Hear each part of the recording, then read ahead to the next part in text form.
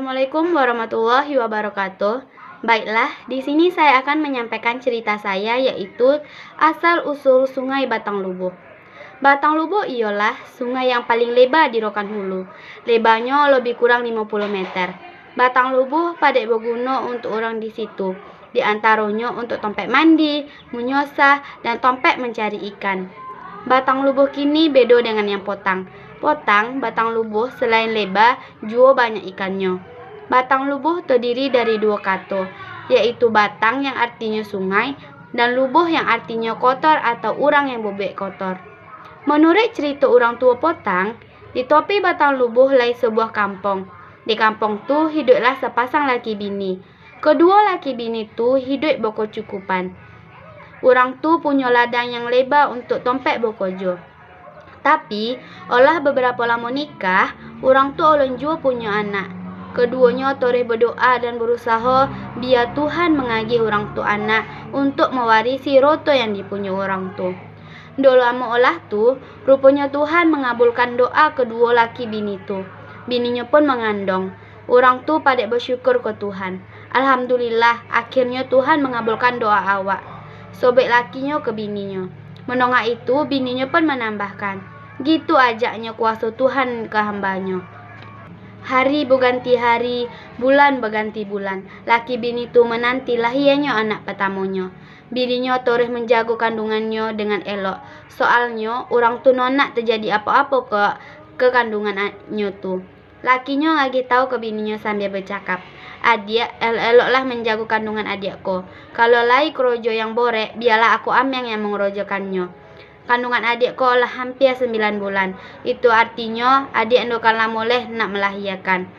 Mendengar itu, bininya pun menjawab, "Iyo, untung-untung dola lai gangguan untuk melahirkan besok." Laki bini tu sesama tersenyum. Kedua laki bini tu tidur dengan berjuta harap. Sebuah malam, lakinya bertanya ke bayi yang lain di dalam perut bininya, "Besok, kalau abang lah godang, siapa nak jadi bini bang?" Anak di dalam kandungan tu menjawab, "Omakku." Mendengar itu, lakinya pun terkejut, gitu juga dengan bininya. Lakinya pun penasaran, olah tu ditanyanya balik, "Besok, kalau abang olah godang, siapa yang nak jadi bini bang?" Anak di dalam kandungan tu menjawab, "Omakku." Kedua laki bini tu tambah terkejut. Untuk yang ketiga kalinya, lakinya bertanya ke anak yang di dalam kandungan tu. Dan anak di dalam kandungan tu menjawab dengan jawaban yang sama. Kedua laki bini tu jadi gelisah dan do percaya dengan apa yang baru didonga orang tu. Kedua orang tu do bisa tidur, hati orang tu risau. Selama orang tu mengharapkan hadirnya seorang anak dalam hidupnya, anak yang diharapkan menjadi penerus keturunan orang tu.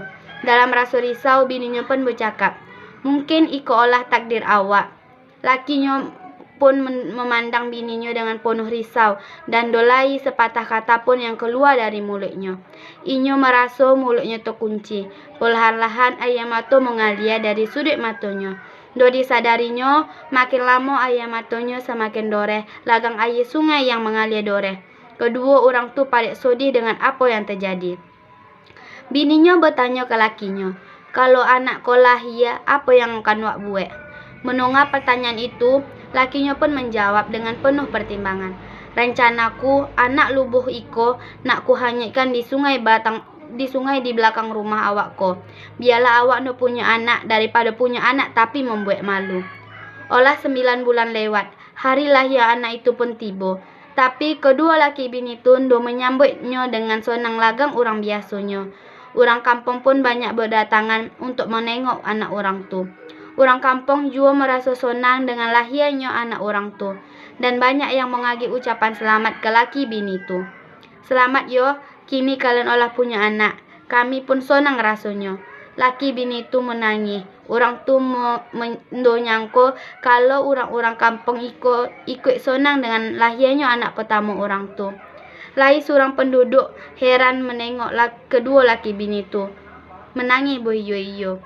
Penduduk tu pun bertanya, "Lagang manalah kalian ko? Anak lah lahir tapi lagang orang do senang." Kedua laki bini tu saling menengok. Rasanya orang tu nak menceritakannya kerisauan yang dialami orang tu, tapi keduanya do tolak.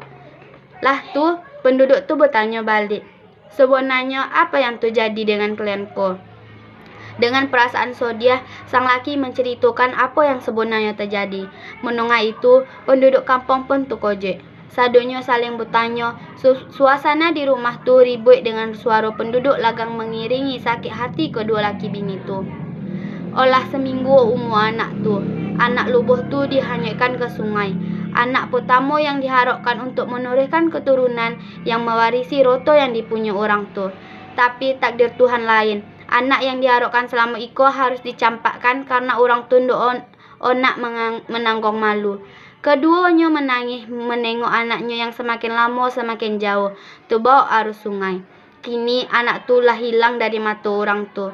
Tapi mata orang tu masih menengok arah ke hilir sungai itu.